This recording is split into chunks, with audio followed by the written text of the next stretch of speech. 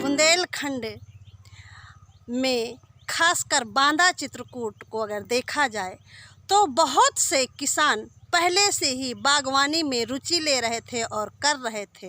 वहीं दूसरी तरफ अब सरकार ने भी एकीकृत बागवानी विकास मिशन शुरू कर बागवानी करने के लिए बढ़ावा देना शुरू कर दिया है और इसमें किसानों को छूट भी दी जानी है।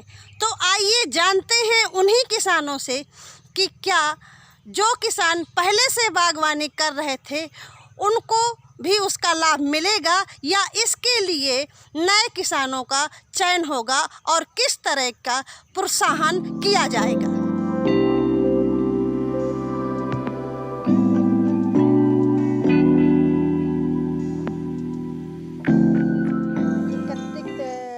बागवानी विकास मिशन एक योजना चली है जी, तो उससे किस तरह से लोगों को जोड़ा जा रहा है और क्या फ़ायदे होंगे उससे?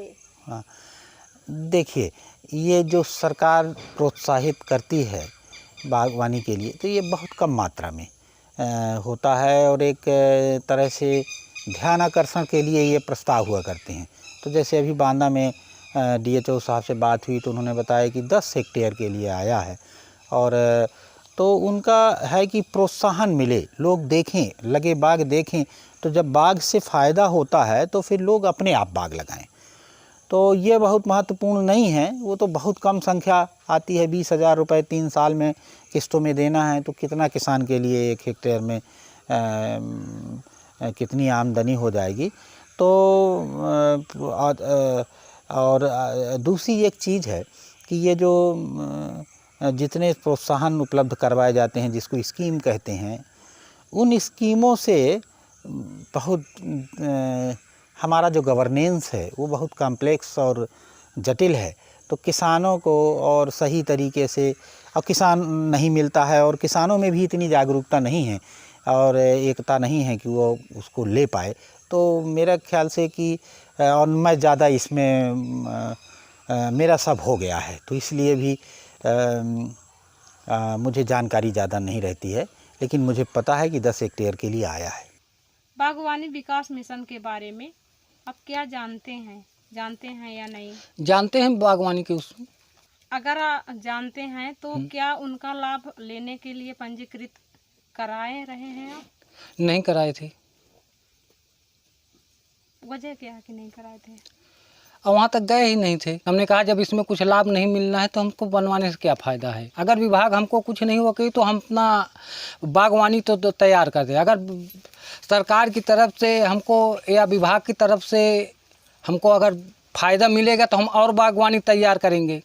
अभी तो हम केला ही लगाए हैं, फिर आम का बाग है, अमरूद का बाग है, नींबू का बाग है, आंवले का है, करौंदा का है, जो भी जितने इनकी खाने का जो भी फल पौधे वो है, हम सब बागवानी का तैयार करने के लिए। तो जैसे सरकार प्रोत्साहन कर रही है तो लोग आगे आएंगे, बराबर आएंगे। इसमें अब आना चाहिए लोगों को जरूर आना चाहिए। जिससे पौधे जो हैं, एक हमारा नारा यहाँ इंदिरा गांधी ने लगाया था कि 2 बच्चे दमदार वृक्ष लगाओ फलदार, वही हमें आज भी वही चल रहा है।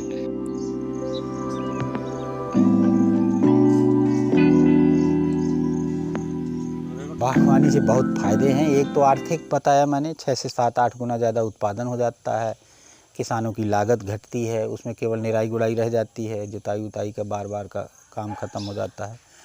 और पर्यावरण संतुलन की दृष्टि से बहुत ही मुफीद है। बागवानी कार्य में करीब 15 साल हो गए मुझे कार्य करते हुए। इसमें मुझे अच्छी फ़ायदा भी मिल रही है। अन्य फसलों की अनुपात मुझे इसमें ज़्यादा फ़ायदा मुझे समझ में आ रही, क्योंकि लागत कम है। लागत एक बार लगती है, एक बार खाली मेहनत करनी पड़ती है, इसके बाद हमें फल मिलते रहते हैं। ये सब। कितने बीघे में आपने लगा रखा है इसको? आंवले का बेग हमारे करीब 1 एकड़ पे लगा है।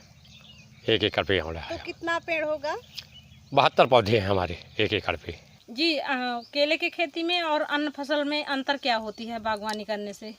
बागवानी करने से ये अंतर होता है कि जैसे आप अरहर बो दिए, बाजरा बो दिए, धान बो दिए, गेहूं बो दिए तो एक बार में आप जुताई बुआई सब एक बार वो होता है। इसमें एक बार लगाने से इसमें 5 साल आप खेती कर सकती हैं। 5 साल इसका कटाई छटाई दवा दारू ये सब आपको लगता है, निराई गुड़ाई मजदूर लगते हैं, तभी इसमें एक साल लगाइए और इसमें आप 5 साल आराम से लीजिए। 5 साल ये चलता है खेती। किसी मिट्टी में और होता है तो 5-6 साल भी चल जाता है, कहीं कहीं 4 साल भी चलता है, लेकिन ये हमारा जो है तीसरा या फिर चौथा साल ये चल रहा है। ये चौथा फसल हमारा खड़ा हुआ है। अगर अच्छी बागवानी करना चाहें तो कम से कम साल में वो 5 लाख रुपए आराम से कमा सकती हैं।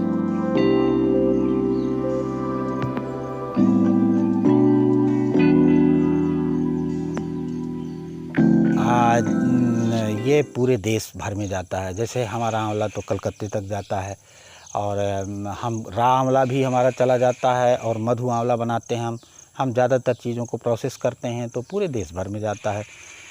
मोटा मोटी मान लें कि राज्यों के हिसाब से बता दें तो छत्तीसगढ़ भी जाता है, महाराष्ट्र भी जाता है, मध्य प्रदेश भी जाता है, दिल्ली भी बहुत जाता है, और आसपास तो जाता ही है। और भी बड़ी डिमांड है आंवले की, अब बढ़ी है। माने लोगों का ध्यान आकर्षण हुआ है, और ये जो पैंडेमिक आया, इस पैंडेमिक के बाद लोगों के मन में माने अपनी इम्यूनिटी बढ़ाने के लिए आंवले की तरफ ध्यान गया है, तो बहुत ज़्यादा डिमांड आई है हमारे पास। इस साल तो कई लाख किलो की डिमांड है। मुझे नहीं लगता कि इस पूरा बांदा जिला भी मिलके उसको पूरी कर पाएगा। अमरूद तो यहीं तिंदवारी बबेरू हो गया, जैसे तिंदवारी की मंडी में बिके बबेरू निकल गए। नज़दीक की मंडी हमारी यहाँ चिल्ला लग रही है, यहाँ नज़दीक चली जा रही है। अमरूद तो बिक जा। आंवले के लिए हमें बाहर से लोग बुलाने पड़ते हैं, जो आते हैं व्यापारी, तो यहाँ से हमारा थोक बैग का बाग खरीद लेते हैं और ले जाते हैं यहाँ से।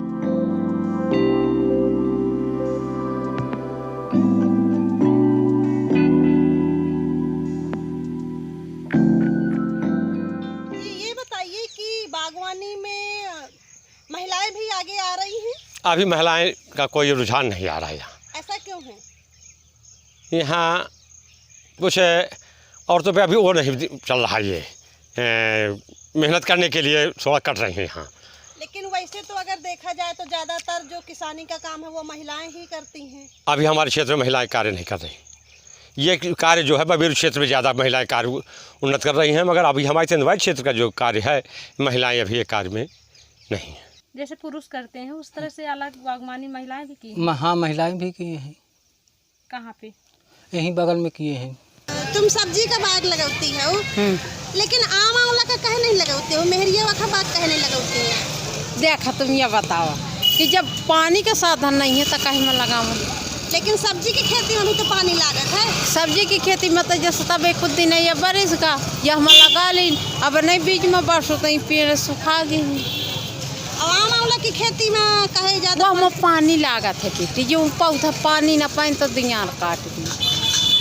हमारे इतन की खेती नहीं है ना, गोर और का साधन है, हम गरीब आदमी तक का कर कहे हुआ खेती में ज़्यादा पैसा लागत है का वो वाली बागवानी? तो हमारे जब पानी के साधन नहीं है तो कहे में हो जाए बीघा भर तक खेती है, चाहे हमारा हरा बैले चाहे मक्का बार लगा ले, बस इतना है। जिस तरह से विभाग ने बागवानी को बढ़ावा देने के लिए एकीकृत बागवानी विकास मिशन की शुरुआत की, और ये एक अच्छी पहल है जिससे लोगों की आमदनी ही नहीं बल्कि हमारा पर्यावरण भी सुरक्षित रहता है। लेकिन इसमें वही किसान आते हैं जो बड़े काश्तकार और पैसे वाले हैं। आखिरकार छोटे किसान और खासकर महिला किसान इसमें क्यों नहीं शामिल किए जाते? जब इस मामले को लेकर हमने रिपोर्टिंग की और महिलाओं से जाना तो आप खुद सुन सकते हैं कि उनका क्या कहना था। जहां पर बुंदेलखंड में पीने की पानी की किल्लत है, वहां वो लोग बागवानी कैसे कर सकते हैं?